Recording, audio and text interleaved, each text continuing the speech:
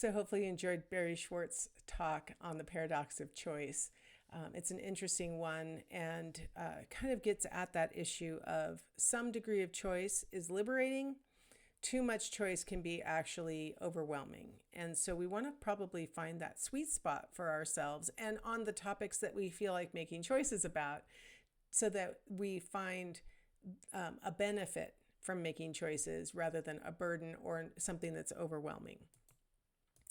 All right, so when we have a simple choice, we tend to find that more enjoyable than choosing among many things. So if you can kind of narrow down your options, maybe ask somebody, let's say that you're shopping for a new car and any car is on the table to start off with. One of the things that you might do is say, ask your friends, what kind of car do you like? What do you drive? What do you like about what you're driving? What do you not like about what you're driving? Maybe narrow it down to a type of car. Maybe you think, well, I want something smaller. I want something fuel efficient. So I'm going to eliminate a whole bunch of options by saying I want something smaller and fuel efficient. Now we can start focusing in on just those options, right? Now that I've decided I want something smaller and fuel efficient, I might say, well, I really want something that comes with certain kinds of add-on kinds of benefits. Like maybe I want all-wheel drive because I live where it snows. And so I may want to narrow myself down further to only those cars that include all-wheel drive.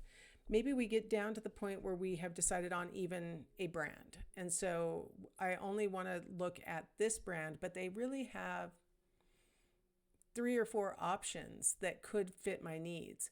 Maybe I would ask the salesman to narrow it down for me to maybe the 2 that she thinks best match my price point, my goals. Tell them what you're looking for and say I'll be down there in an hour and I need you to pull the 2 cars that you think would best match my needs. Now you get to make a choice between 2 cars. You don't have to look at every car and mentally be doing pros and cons and try and decide what to get. If you've asked them to narrow it down, you might think to yourself, well, but then what if the other one would have actually been better? Well, you've told the person what you really value and what you want. They know the vehicle better than you're going to know on first meeting it. And so it makes a lot of sense to ask the professional to give you a narrower choice. In my household, this is a funny example about cars because in my household, everybody thinks I'm crazy because I always buy the same brand of car every time. Slightly different models across time. Twice in a row, I bought the exact same model in a row, 10 years apart. I bought the same basic model, but that's because I had planned on buying a different model, but they had actually put the old model on the drivetrain of the model I was going to upgrade to. And so I was like, well, I guess I'm getting the same model, but anyway. So they think it's crazy. I've been buying the same brand since 1993. I just keep buying the same brand and they don't understand why I keep doing it. And, they're willing to try new things. And I'm like, you know what? I have a lot of choices and decisions to make in my life.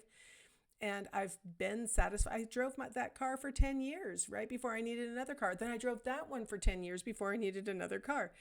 The last car I only kept for 8 years, but the reason why I got rid of it early is because I slid off the road in the snow because it wasn't all-wheel drive. And I said, you know what, this is ridiculous. I'm getting something all-wheel drive.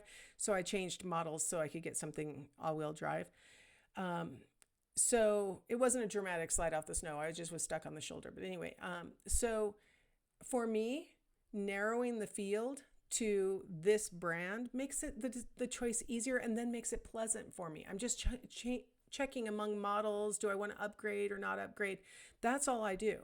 And they last well for me. I haven't had a lemon in the bunch in all of these years of buying the same brand. And so why would I change? Like, it's working for me. So I get to enjoy the choice rather than stress over the choice. Other people, that they may not find that to be pleasant because maybe for them, they like going through the options. And so you want to have a choice that fits what you want out of the choices that you're making, right? So here I am buying the same car over and over. Can I change? Can people change? All right, we're going to pop over to page 8 in our textbook, and I don't know if this is correct to call this a textbook. It's a workbook. So on the bottom of page 8, you'll find the scale that is called the, oops, I can't get it to roll to the top without hopping. Okay. This one is called the entity versus incremental theory scale, and it's trying to assess whether on average you think more about characteristics and traits and abilities being entities versus incremental and changeable. And so you can complete this scale. I don't think I can put it up for you to do it on this screen because it's being a bit of a pill and doesn't want me to be across pages for some reason. It doesn't want to be across pages. So you're going to have to look in your textbook to see all the items all at one time. There, again, it's a nice brief scale. It's only 8 items. And so you can take a second and go ahead and complete that on the PDF out of your textbook and then come back and we can discuss that. You can pause me because I'm going to soldier on. I'm not going to sit here while we all find our books. So you can pause me and then come back. Okay, hopefully you're all back. So now that hopefully you've already completed it, in case you were thinking I'll do it after I finish this video, I would really encourage you to complete it before you listen to the rest of the video because I'm going to blow the scale for you real quick here. If you're an entity theorist, you have a tendency to think that human characteristics are fixed, that a lot of things are what we might call traits, that you're sort of born like that, or that they're dispositions, that you're born with these characteristics and it's how you are. If you've uttered the phrase, that's how I am, you might be an entity theorist. So if I meet a new person and they display a particular, a single behavior, I may, as an entity theorist, say that's how that person is. They acted like that because that's how they are. Let's say you're driving down the freeway and another driver cuts you off. If you're an entity theorist, you're going to say something like crazy driver. That person's a crazy driver. They're rude. They don't think about anybody else. They know full well they cut me off. That's how they are. So one behavior, being cut off, is enough information for me to make a big judgment about how that person is. An entity theorist really believes that what you see is what you get in themselves. Like, I am what I am. Don't expect me to change. I am what I am. My grandpa was like this. I always wondered how he could be so confidently just, this is how I am. I guess I'm not an entity theorist because I always thought, well, I guess I can adapt to the environment. And he was like, nope, you guys are going to have to adapt to me. What you see is what you get with an entity theorist. And they also believe that what they see is what they get. They will judge from one behavior and assume that's how you would always behave. In all situations and in all cases, that's how you'll behave because that's how you are. So one of the things about holding an entity perspective is that you may think, this is how I am, and I don't like how I am, or how I am failed a test, or how I am is shy, or how I am is not very mechanically inclined, or like that. And that can cause you to become helpless. There's nothing I can do. This is how I am. There's no amount of studying or YouTube video watching to gain a skill or just putting myself out there and finding out that it's not as bad as I thought it was going to be. None of that's going to do anything. This is how I am. And so as a result, there's no point in trying, right? That's what helplessness is, right? There's no point in trying. With incremental theory, the premise is that, your characteristics are malleable and that, with effort or with feedback, your behaviors may change. The way that you display yourself may change.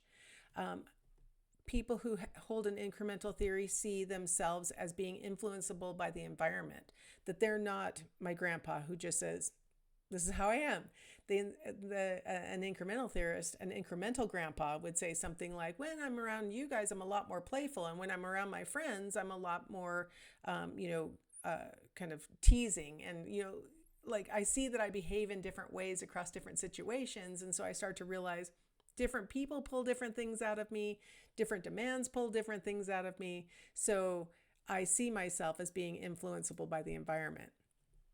People who have an incremental theory perspective tend to see themselves as actually having a responsibility to grow and change, to work on themselves, to learn new things, to be a lifelong learner, these kinds of things. That's kind of an incremental theorist thing to say.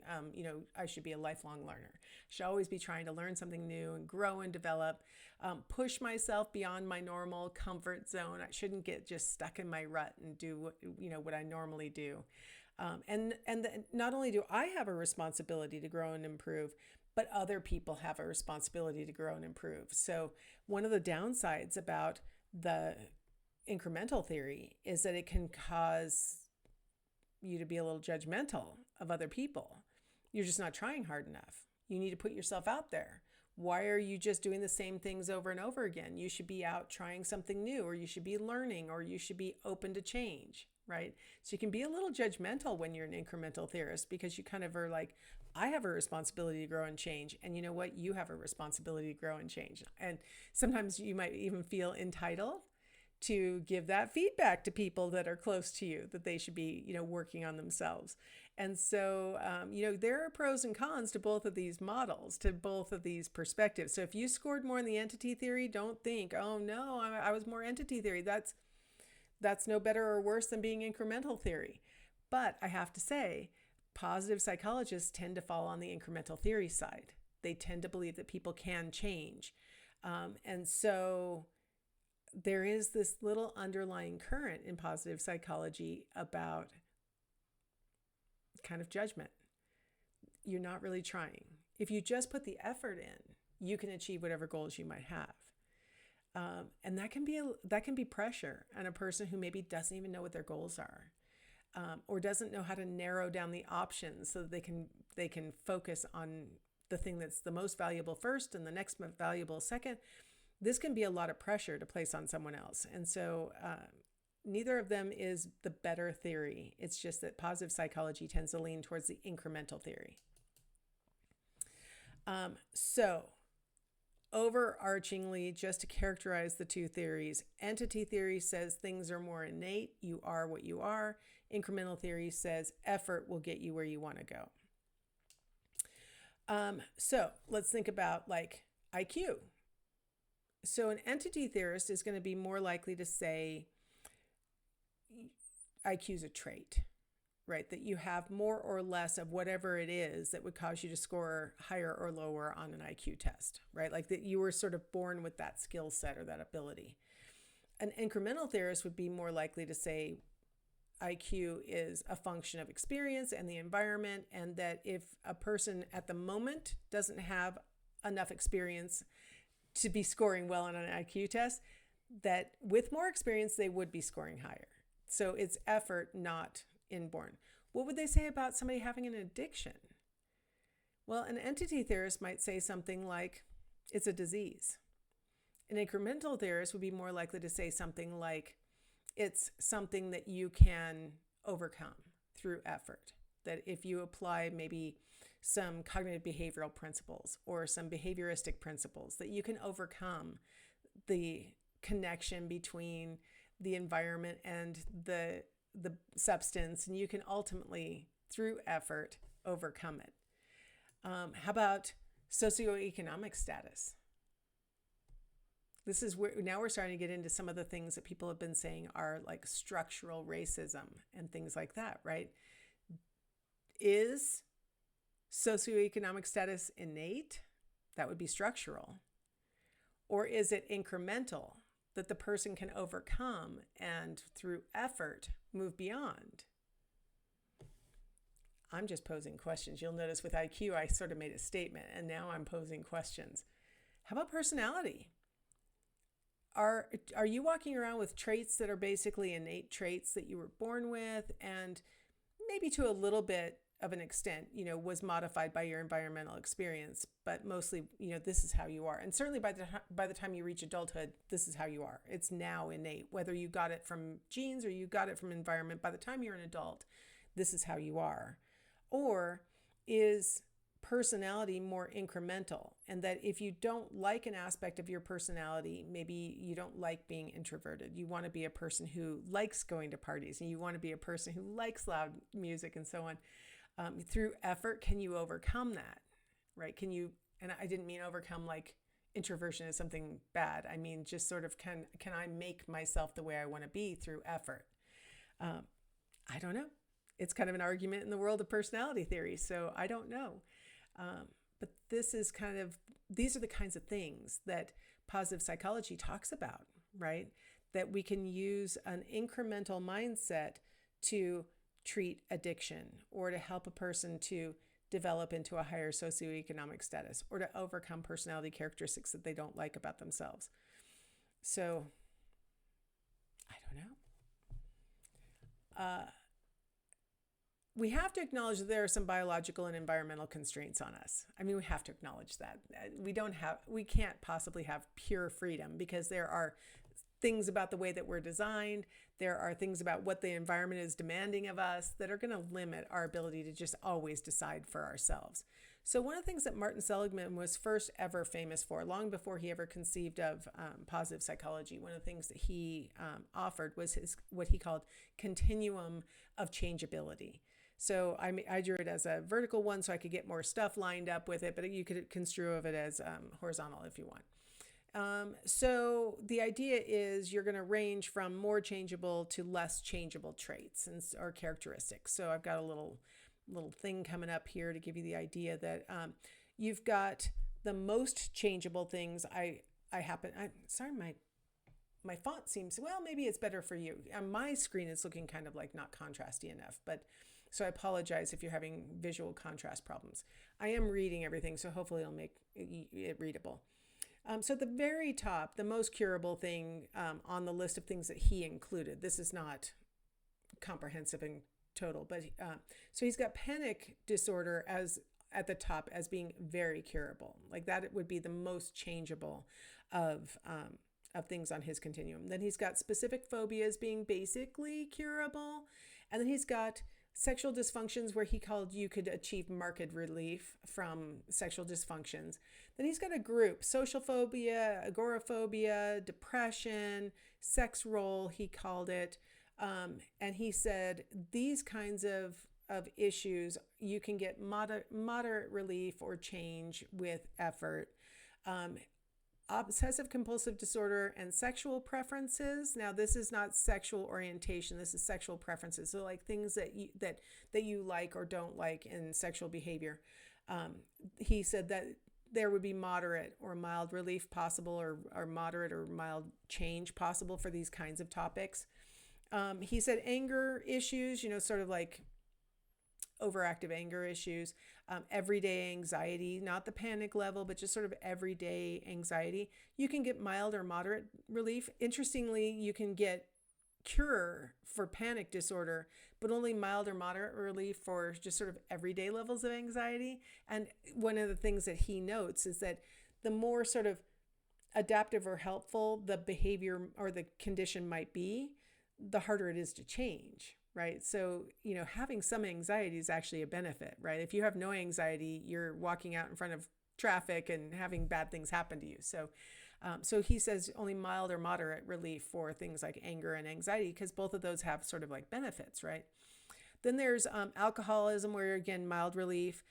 Overweight, you might get temporary change. If you've ever tried weight loss programs, you may have noticed, hey, this worked great. And then as soon as you relax for a second, it sort of goes back. And so overweight, you're going to get temporary change, but permanent change is very difficult. Post-traumatic stress disorder, he said marginal relief. Sexual orientation, probably unchangeable, he argues. And then sexual identity, he says, is unchangeable. So this is kind of like, he's just giving us examples, but of like his construct of like some things we have to admit are either biological, or there's so much environmental constraint on our behavior that there's not going to be much ability to be expressing your autonomy in these topics. So no matter how, you might just be beating your head against a wall if you say, no, I am in charge and I'm going to, make this happen. And other things, you might get some degree of change, and then some things you might get complete change. And so it's important to note that even the founder of positive psychology does not just blindly think that all things are equally changeable. That's for sure. He recognizes biological and environmental constraints. All right. Well, I think I've been talking for a little while, so I'm going to go ahead and stop here and we will come back and wrap up with this chapter.